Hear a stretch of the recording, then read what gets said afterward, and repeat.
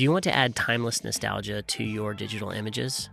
The Dehancer plugin for Capture One might be the perfect tool for your images to stand out in this digital world. If you're new to the channel, my name is Bryant Jones. By day, I manage the Ottawa Kayak School at Wilderness Tours, and in my free time, I'm an adventure sports photographer, aspiring filmmaker, and slowly but surely growing this YouTube channel for fun. Anyway, before I continue with this review, I do want to be transparent with you. Dehancer did reach out to me and ask if I wanted to review their Capture One plugin. In exchange, I've been given an affiliate link that is good for 10% off of all Dehancer purchases. That being said, this video is completely full of my opinions, and this is my review. Dehancer will be watching it for the first time at the same time as you. So let's get started. What is Dehancer? Dehancer is a film emulation plugin for video and photo editing software that allows you to take the perfect image that comes out of your digital sensor and add some analog flair to it. For lack of a better way of putting it, it's just a retro vibe. Let's put it that way. At the time of filming this review, there's over 60 film emulations, and in the pro version of the plugin, you have complete creative control over your final look. This means that you can come up with endless combinations and endless looks for your digital images. The total control of your final look starts in Capture One, where you'll make all of your basic adjustments and any touch-ups that you need to your image prior to editing inside of the Dehancer plugin. So now that we're in Capture One, I've gone ahead and pre-selected some photos from a photo shoot that I did with Level 6, and these are some images that I'm pretty excited about how they turned out. I've done my basic adjustments. I'll go ahead and reset. That way you can see what basic adjustments I've done. I'll hit undo, so we're back to that point. And now it's time to take this image from the actual Capture One editing suite, and we're going to take it into the Dehancer plugin. To do that, after I've fully installed the app, I'm going to right-click, and I'm going to hit Edit With, and I'm going to select the Dehancer Lightroom plugin. At this point in time, it's going to export a TIFF file, and I'm going to go ahead and hit this orange button down here and hit Edit Variant. What will happen now is I'm going to kind of click over here to our Dehancer plugin. And at this point in time, I'm going to have to select my film type. There's lots of different film types. Again, we've got roughly 60 different film types, which is pretty amazing. And so you've got lots of different options. I am personally a huge fan of the Kodak film stocks in here. I really like the Kodak Supra, and I like some of the Ultramax as well. The big thing I want to make sure in this particular image as I'm getting started is that I am picking something that has some green tones, because this was not shot at the end of day. I want to make sure that the trees aren't looking too red right off the hop, because this was shot during the middle of the day in the summertime. After I select my film type, the next thing I want to do is play with the push and pull and see how that looks right off the bat. In this particular case, I'm using the Kodak Ultramax 400 Film Emulation, and if I push the image, what will happen is I should increase the contrast and kind of get some punchier looking colors. And if I pull, I'm going to actually decrease the contrast and mute the colors slightly. That is the traditional terminology behind pushing and pulling film. At this point in time, what I want to do is take a look at my histogram across the bottom of the screen, and I'm going to start to increase the basic exposure until it starts to look good. I don't want to be clipping any of my information. And I'm going to go ahead and select these little zebra stripes, and this is going to give me a good indication as to whether or not I'm clipping my highlights, or it will also show up blue if I'm going to be crushing my shadows. And I'm going to just use the options here on the right side of my screen in descending order as I work through this edit. At this point, as I move down in descending order from source, film developer, and into film compression, I'm going to play with this tonal range slider and just kind of see what kind of final look I'm going for. And I definitely want the whites to be on the brighter side. This is going to hopefully end up as an advertisement for level 6 or in some type of print, and so there needs to be a fair amount of illumination if it's printed. At this point in time, I'm going to start to move the white point forward, and if I move it forward, you'll actually see this red highlighted area show up, and that means that I'm clipping my whites. There's no more information there, and so I'm going to move that white point back until I don't see any more of that red kind of hue there. And then if I move my black point forward, you can see that the shadows show up blue. And so what we want to do is we want to make sure that we're not crushing our blacks either and losing that information in the blacks. And so we're going to bring that up, but as close to that point where that starts to show up. That starts to show up, or those blue areas start to show up. So that kind of shows up right around 2 on the black point scale. At this point in time, I'm going to look at my print, and you've got a couple of different options. You have a linear profile, you have a film logs print film by Kodak, or you have the Kodak Endura glossy paper, which is by far my favorite. At this point in time, these particular settings are going to affect the print after all of these other adjustments that we've made. So I can add exposure, and as you notice here, I'm adding exposure and there's not any of those highlights showing up. And so what's happening is we haven't crushed the whites. The whites are not disappearing. They will always be, or the highlighted areas will still always have the original color or hue that the original image had. So I'm going to slightly increase the exposure here. And at this point, I can add color density to the image. And what this does is this doesn't increase if you look at the histogram across the bottom, we're not actually seeing an increase in exposure that you traditionally get with a saturation boost. What we're actually doing is we're making the colors more vibrant, which is pretty interesting. So I want to make sure that that blue of the kayak, the blue of the dry top are really the punchiest colors that are showing through, because ultimately this is a level 6 ad and we want people to be drawn to the sticker on the boat. We want to see them looking at the shorty dry top, and we want them to also take a note of the skirt and the shorts that this individual is wearing. From this point, we have the option to go into color head, and we can move the shadow tones around a little bit. So if I slide it really far to the left, we're getting blue tones. If I slide it really far to the right, we're getting warmer tones. And the same thing holds true for midtones and highlights as well.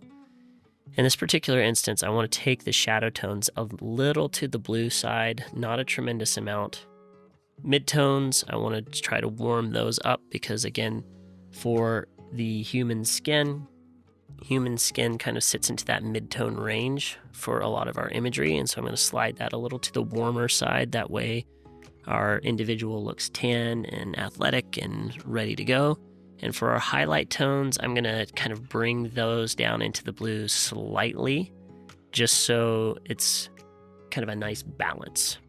As you see here, you have the ability to preserve your exposure, and you also have the ability to reduce or increase the impact of what you've done. And so I like taking this and kind of sliding it down into the 80 range. And then with our midtones, I'm probably going to warm this up just a touch further. Now, as we get down to film grain, let's go ahead and expand this. So if we look here and we click custom, what we're going to do is we're going to find a bunch of information here, and I'm going to zoom in really tight on the image, and I'm going to switch this to negative. And what you'll notice is that it looks just like a grain overlay. And once we switch it to positive, it looks like the grain is actually part of the image, which is really interesting. What I'm going to do for my personal taste is I'm going to take the resolution up to 100, which is going to make that grain even smaller and harder to see. I also want to take the size down, and I'm going to reduce the amount as well. I just want it to be really subtle. A lot of these changes I want to be subtle. So I'm going to bring all of this down quite a bit. I just want there to be a little bit of texture to our photo here. And then as I'm looking here, I'm going to go into halation. And halation is really interesting because this is very unique to Dehancer. I've used a few other film emulations, and the halation setting that you have in your editing suite here, or in the tool, the plugin here, is very unique to Dehancer. And what the halation is essentially, what halation is an area where the highlights kind of bleed into a darker area. And traditionally, that's found with a kind of directly pointed light source. So you'll see that happen when there are light sources that are directly pointed towards the camera or lens.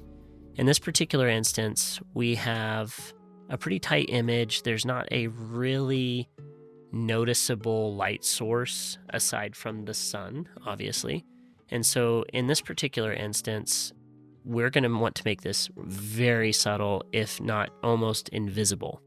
And the reason being is it's already very subtle in most cases, unless you have a point source light. But what I'm going to do is first turn the amplify down slightly, and I just want to start to kind of slide this around until it's almost invisible. And I just want to see, in this particular instance, I just want to see it on the edge of the carabiner. So right here, I want to start bringing this amplify down until this is almost unrecognizable, because this would be a place where we would potentially get enough reflection off of the sun on the carabiner where you might actually get something like that. So it should be very subtle. And we're going to kind of zoom in and move around, make sure that it's not showing up too much around the edges of the helmet. We're going to go ahead and increase the smoothness. We're going to reduce the source limiter as well. And we're going to reduce the impact now. And again, should be very subtle. Like that's the goal of this thing, in my opinion, is to create the analog look, but very subtly. That's what I'm looking to do. I want to add some grit and grain and some interest to the photos, but nothing more. At this point in time, you have the option to add bloom, and bloom is essentially just where the highlights kind of shine through and actually kind of smooth out the edges of your images. And so what I'm going to do here is, again, I'm going to reduce the amplify portion of this and increase it, reduce it, increase it, just to kind of see what's being affected. I'll bring my amplify down. I'm going to bring my impact down as well. And again, this is where we started. This is where we are right now with our current image. You have the ability within Dehancer to go ahead and add film damage. You can also do overscan as well. Some of it looks really good, some of it doesn't. This is completely up to you. I'm going to go ahead and add a touch of vignetting as well. As I look at this, I'm going to really make it very subtle. Again, looking for like a very, very small vignette. I'm going to increase the size of the vignette, decrease it, and let's go ahead and increase or take the exposure way down. And we're going to go ahead and see what these different settings do. But again, my goal in doing this is to ensure that I am creating the most subtle of changes. So we've warmed up the image, we've brightened it up, we've really made the logos pop in the different images, especially with the skirt. The skirt really pops in a way that it didn't beforehand. And so it's becoming more of a focal point, which is a good thing if this is a product image. So that's kind of the goal that I have every time that I bring a file into Dehancer, is I'm trying to create that type of subtle change or subtle look. So now that we're back in Capture One, after finishing our edit in Dehancer, we're able to see raw files and TIFF files located over here in the film strip. And if I scroll between the two of them, you'll see the original image and then the subtle change or subtle difference that Dehancer can apply to the image.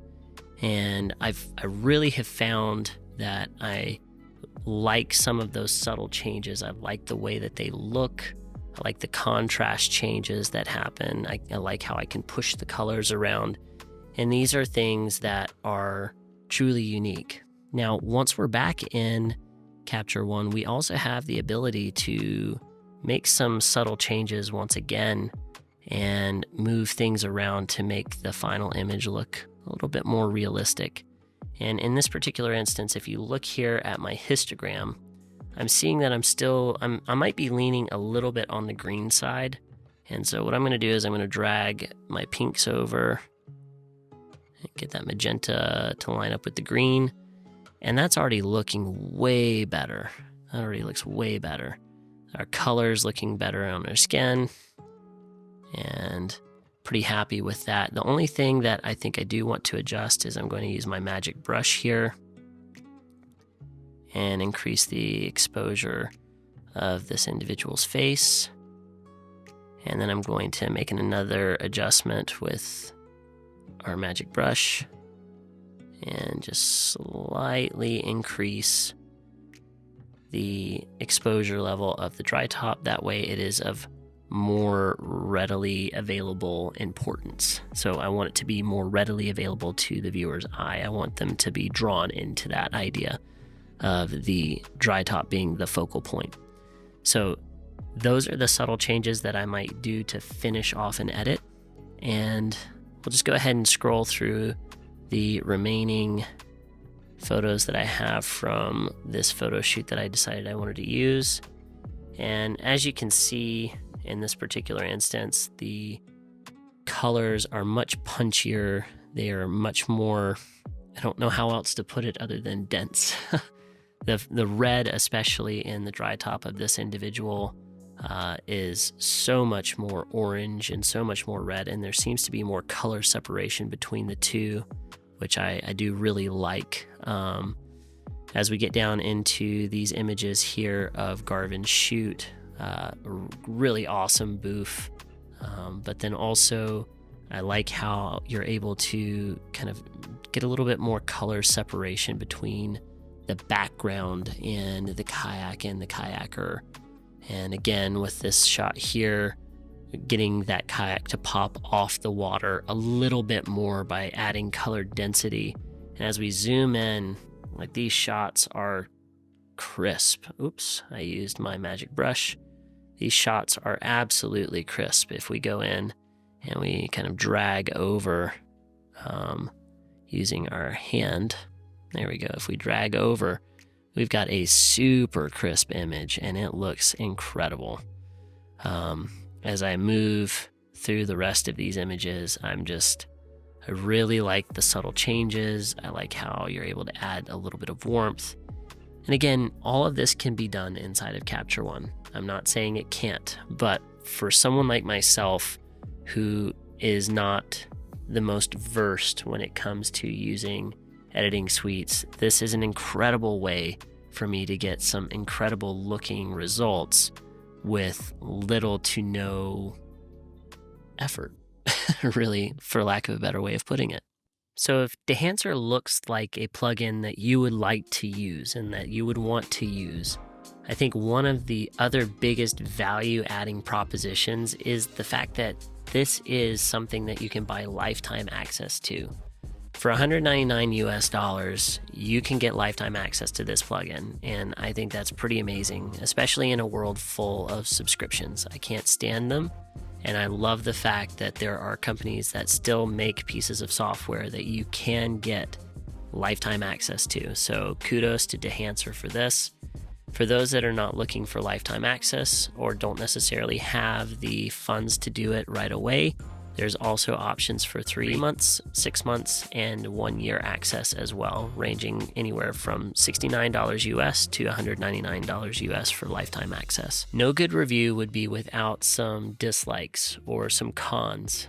So we've talked about lots of pros, and we've talked about the kind of the process of editing photos and how much I like using the software, but there's also some cons to it as well.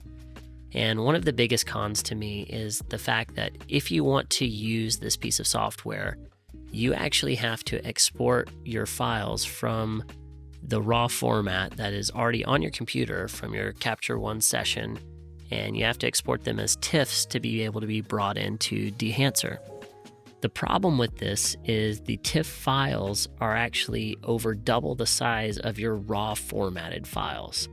And that is a data management nightmare waiting to happen. It is truly something that you have to keep in mind. So you either have to have a computer that has tons of internal storage, or you need to make sure that your Capture One libraries and sessions are stored on an external hard drive, or you will run out of memory very quickly before you know it. The other big con to me is the fact that you're taking these TIFF files from Capture One and you're having to open a secondary window. And this just feels completely disjointed. I don't know why there isn't the ability for Capture One to work with Dehancer on this, to actually allow it to be a window that opens up inside of Capture One. It's kind of peculiar to me. That being said, I would like to see some integration like this. I think that would make this process work more seamlessly in my workflow. Currently, I have to approach it like color grading footage. I have to look at it as the very last step of my editing process. If I try to do it anywhere before that final step, it just feels incredibly disjointed. So I actually go through my entire library, my entire session, and I finish all of the basic corrections and any touch-ups that I need to make to the photos inside of Capture One. And then I go through the process of creating my final look inside of Dehancer. And as long as I do it this way, I find it works well with my workflow. Otherwise, it feels very disjointed and very time-consuming. So that is another con for me. All that being said, I still, when I'm able to do it this way, if I'm able to approach it this way, I think that the Dehancer program and plugin for Capture One is fantastic. I will likely end up purchasing this for myself as well, which I hadn't anticipated wanting to do so until I actually played with the plugin. So I appreciate the opportunity that Dehancer gave me. I do use Dehancer in Final Cut, and so it was really unique to see a different application for the same plugin. If you found this video helpful and you'd like to watch one about the Final Cut version of this plugin, check this video out right here. And until next time, take it easy. We'll see you soon.